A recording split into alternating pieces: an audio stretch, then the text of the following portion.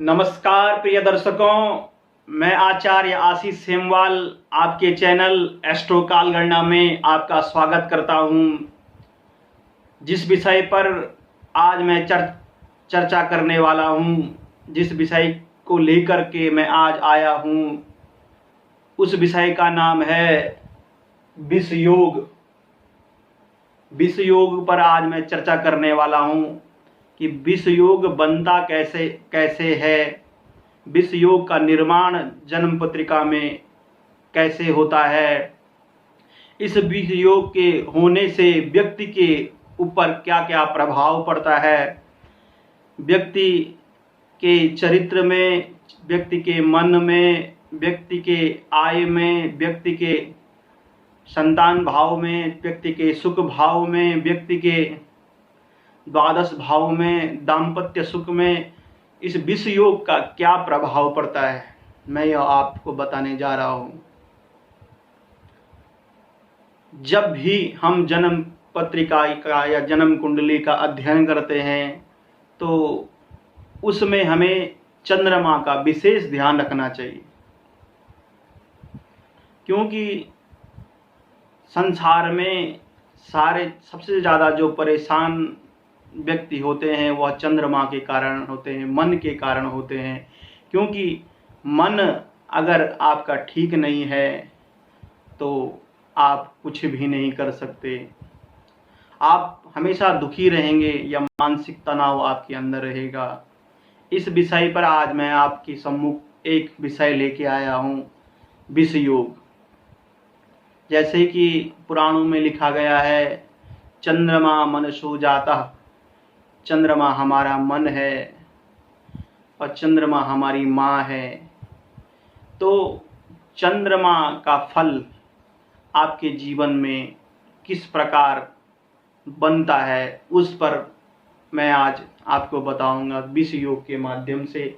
यह विष योग जन्म पत्रिका में बनने पर क्या क्या प्रभाव आपके जीवन में आता है, इस पे आज मैं प्रकाश डालने वाला हूँ। जन्म पत्रिका में जो ये विष योग है, ये चंद्रमा और शनि के युक्ति प्रभाव से बनता है।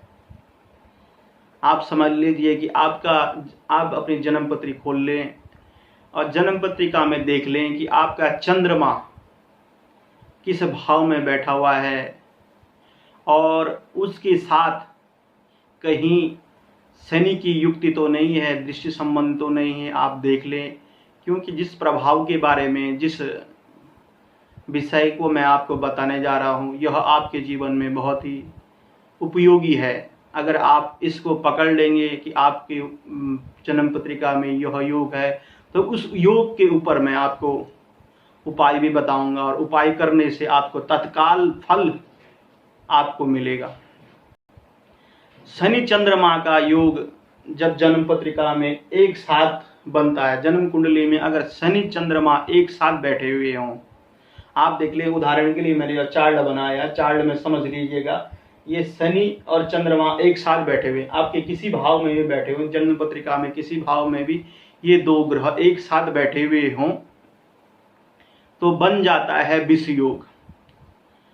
विष का तात्पर्य है जहर, क्योंकि चंद्रमा तेज गति के कारण मन बहुत तेज चलता है और शनि है मंद गति कारण। अगर शनि और चंद्रमा का योग बन जाता है, यो विष योग की संज्ञा इसको दी जाती है।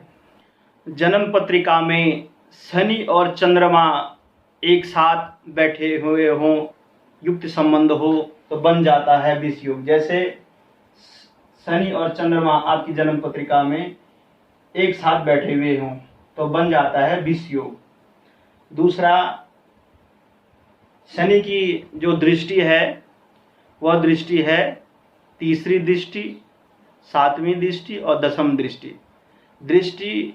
शनि की पूर्ण दृष्टि तीसरी, सातवीं और दसवीं दृष्टि से, शनि पूर्ण दृष्टि से देखते। अगर इन दृष्टियों से शनि चंद्रमा को देखते हों तो बन जाता है विष योग। आपकी जन्म पत्रिका में कहीं भी चंद्रमा बैठा हो और उस पे शनि की तीसरी दृष्टि, जैसे शनि चंद्रमा यहाँ मैंने लिखा चंद्रमा यहाँ हो तो यहाँ से 1 2 तीसरी दृष्टि पड़ जाती तो बन जाता है विष योग। और मैंने यहाँ पे चंद्रमा लिखा है तो सामने यहाँ से 1 2 3 4 5 6 7 सप्तम दृष्टि पड़ती है चंद्रमा पे तो बन जाता है विष योग। या दशम दृष्टि से 1 2 3 4 5 6 7 8 9 10 दशम दृष्टि से बन गया विष योग। जन्म पत्रिका में आपने नोट देखना है, जन्म पत्री खोल करके कि आपके शनि चंद्रमा एक साथ बैठे हुए हों कुंडली में तो बन जाता है विष योग। और अगर दृष्टि प्रभाव है, शनि तृतीय दृष्टि से देखता हो या सप्तम दृष्टि से देखता हो या दशम दृष्टि से आपके चंद्रमा को देखता हो तो बन जाता है विष योग। जन्म पत्रिका में कहीं भी अगर बैठे हुए चंद्रमा सपोज यहाँ बैठे हुए हों तो सप्तम दृष्टि से यहाँ से 1 2 3 4 5 6 7 तृतीय दृष्टि से यहाँ से देखेंगे 1 2 3 और दशम दृष्टि से यहाँ से 1 2 3 4 5 6 7 8 9 और 10। आप समझे, या तो ऐसी युक्ति हो एक साथ बैठे हुए हो शनि और चंद्रमा जन्म पत्रिका में एक साथ बैठे हुए हो या दृष्टि प्रभाव हो। फिर इसके ऊपर आपने देखना है कि आपका चंद्रमा वृश्चिक राशि का तो नहीं है, ये आपका चंद्रमा क्षीण तो नहीं है। क्षीण चंद्रमा जो होता है कृष्ण पक्ष की अष्टमी से लेकर के शुक्ल पक्ष की अष्टमी तक का चंद्रमा क्षीण चंद्रमा कहलाया जाता है। फिर नोट कर लीजिए आप, क्षीण चंद्रमा कृष्ण पक्ष की अष्टमी से लेकर के शुक्ल पक्ष की अष्टमी तक चंद्रमा क्षीण होता है।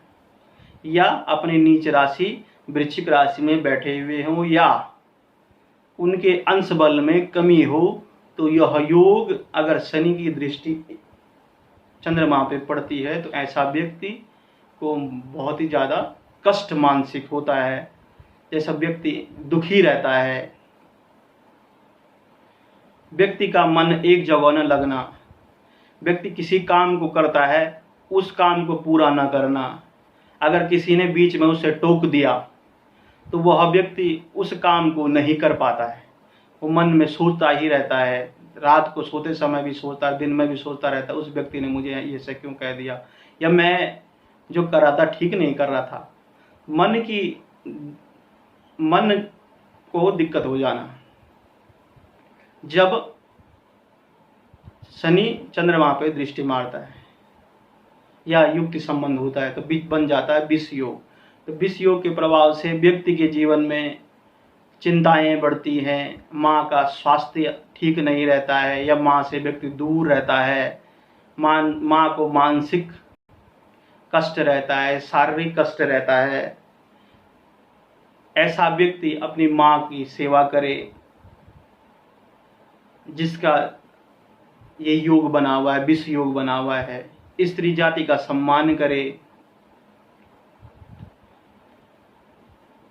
और माँ भगवती की आराधना करे, पूर्णमासी का व्रत करे। मैं यह आपको उपाय बता रहा हूँ कि आपको क्या करना चाहिए। पूर्णमासी का व्रत करें, जब रात्रि काल में भगवान चंद्रमा उदय होते हैं तो उस समय आपको दूध का अर्घ्य भगवान चंद्रमा को देना चाहिए। वह व्यक्ति भगवती की उपासना करे, भगवान शंकर के सोमवार के व्रत करे या वो व्यक्ति भगवान शनि के मंदिर में जाकर या भगवान की प्रतिमा पे या भगवान की शिला, शनि की शिला हो या मूर्ति हो या प्रतिमा हो, उस पर तेल, सरसों के तेल में तिल डाल करके काले तिल डाल करके उड़द की दाल मिला करके भगवान शनि को चढ़ाए तो इस विष योग से उसको मुक्ति मिल जाती है, उसका प्रभाव कम हो जाता है, उसको राहत मिलती है ऐसे व्यक्ति को।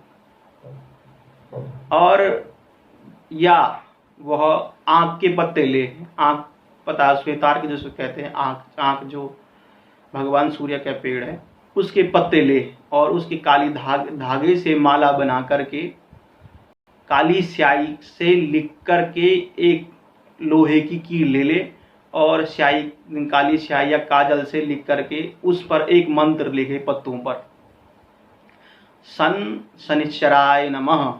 नोट कर लीजिए आप, सन शनिश्चराय नमः इस मंत्र को लिखे और माला बना करके शनिवार के दिन भगवान शनि को चढ़ा दे या अमावस के दिन भगवान शनि को चढ़ा दे, तो इस योग विष योग का प्रभाव कम हो जाता है।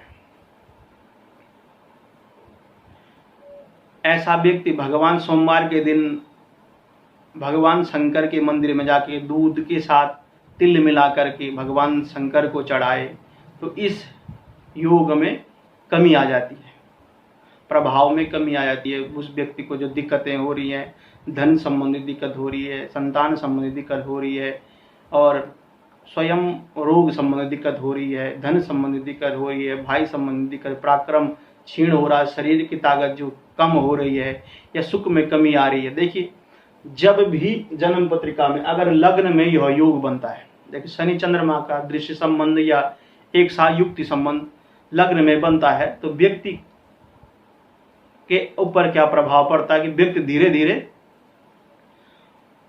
वह व्यक्ति अंदर ही अंदर घुटता जाता है, उसे रोग इत्यादि उसे लगने लग जाते हैं और उसका शरीर दिन पर दिन उसको रोग इत्यादि उसको लगते ही रहते हैं और उसे पता नहीं चलता, अंदर ही अंदर खोखला व्यक्ति हो जाता है।